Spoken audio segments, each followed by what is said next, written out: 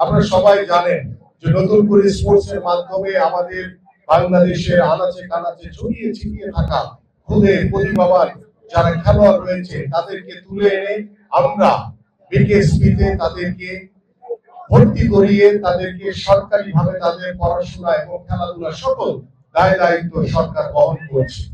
আমরা আগামী শিক্ষাক্রমে খেলাধুলাকে বাধ্যতামূলক করতে যাচ্ছি। আপনারা সবাই জানেন যে আগামী শিক্ষাক্রমে ৪র্থ শ্রেণী থেকে খেলাধুলার জন্য একটি বই তৈরি করা হয়েছে এবং সেই বইটি ইতিমধ্যে সম্পন্ন হয়েছে।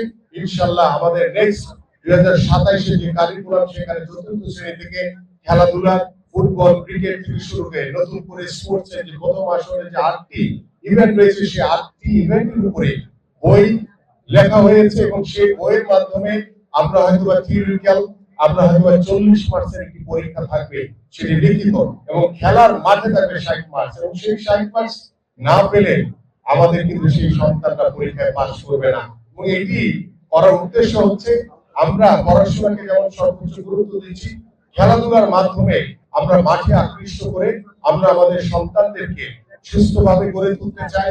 আমরা চাই ডিভাইসের হাত থেকে যাতে আমাদের সন্তানরা দূরে থাকে। সর্বোপরি আমরা মাদক মুক্ত একটি সমাজ করতে চাই। নীতি নৈতিকতা এবং সামাজিক মূল্যবোধ এবং শৃঙ্খলা ফিরে আনার জন্য খেলাধুলার কোনো বিকল্প নেই।